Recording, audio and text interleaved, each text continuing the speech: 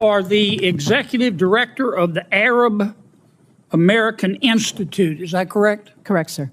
Okay. And according to your website, you're also, I'm going to quote here, a longtime Democratic Party activist who served as a member of the 2016 Democratic National Convention's Platform Standing Committee, close quote. Is that correct? That's correct. You support Hamas, do you not? Senator, oddly enough, I'm going to say thank you for that question because it demonstrates the purpose of our hearing today in a very Let's start first way. with a yes or no. Hamas is a foreign terrorist organization that I do not support, but you ask. What you are looking at right now isn't just a regular Senate hearing. This is a complete and absolute breakdown of political correctness on Capitol Hill. Senator John Kennedy just walked into a hate crimes hearing, looked a prominent Democratic activist dead in the eye, and asked a simple yes or no question. Do you support Hamas? What followed wasn't a straight answer. It was a masterclass in dodging, lecturing, and political theater. And Kennedy's final, brutal response? It is sending absolute shockwaves through Washington. Let's look at exactly how this explosive confrontation just blew up the entire room. Do you think this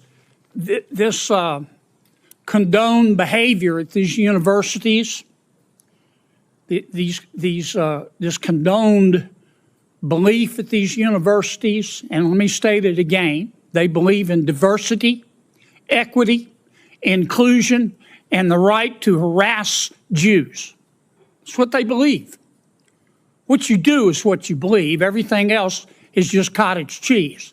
Do you think that is consistent with their mission as universities? Absolutely not. Okay. So above and beyond the question of money, it is the morality, the purpose of higher education in America, is it not? That is correct. Ms. Berry, you are the executive director of the Arab American Institute. Is that correct? Correct, sir. Okay. And according to your website, you're also, I'm going to quote here, a longtime Democratic Party activist who served as a member of the 2016 Democratic National Convention's Platform Standing Committee, close quote. Is that correct? That's correct. Okay. You support Hamas, do you not? Senator, oddly enough, I'm going to say thank you for that question because it demonstrates the purpose of our hearing today in a very Let's start first way. with a yes or no.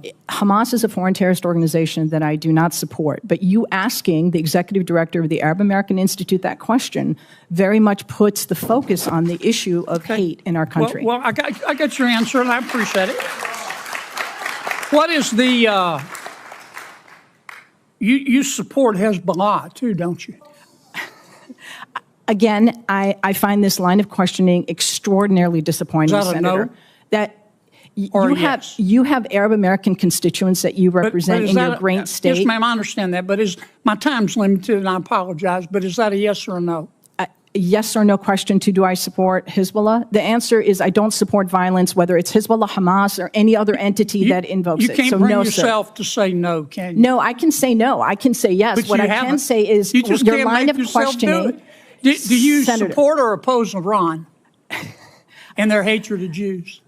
Again, I'm going to emphasize Iran, Hezbollah, Hamas, none of them is going to, this you discussion. You can't bring yourself to say no, can Sir, you? I don't support. It's real simple. Excuse me, I'm going to, if I may, as a Muslim woman, sir, I'm going to tell you I do not support Iran. But what I will tell you is that this conversation. I'm running out of time. I'm sorry.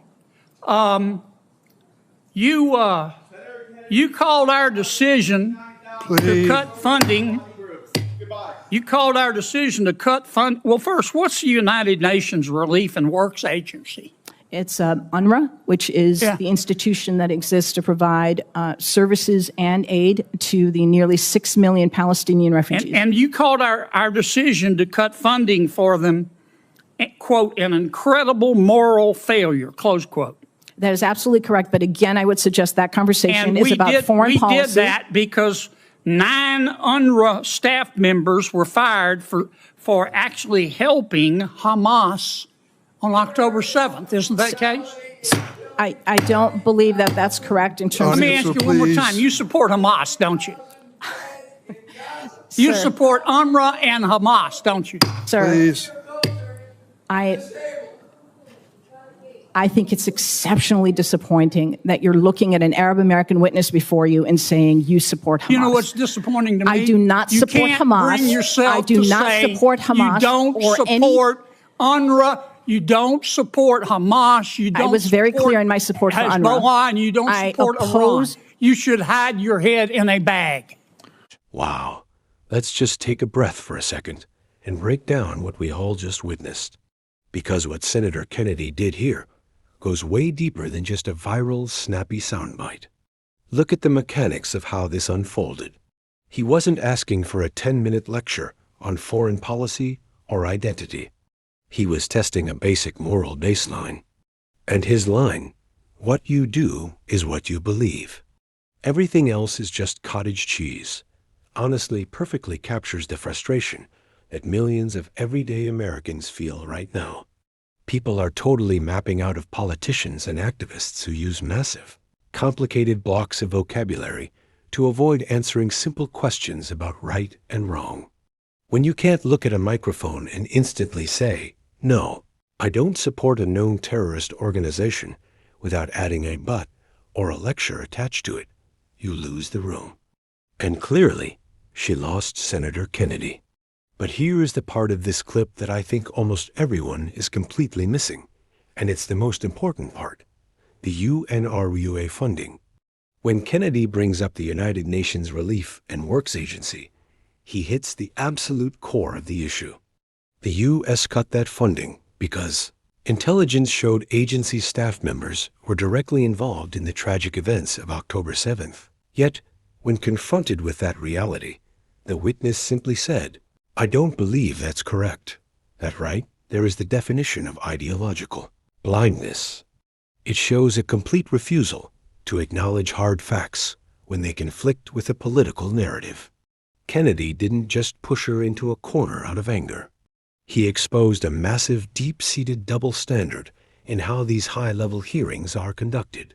He forced a public pivot from an activist who is used to setting the rules of the conversation. And that is exactly why this clip is going absolutely viral across the country right now.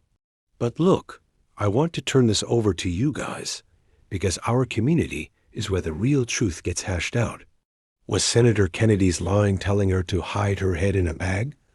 A perfectly justified reality check for someone dodging accountability? Or do you think the line of questioning crossed a boundary into something unfair? If you appreciate this channel, because we don't pull punches and we don't filter the truth, do me a huge favor right now. Smash that subscribe button. Hit the like button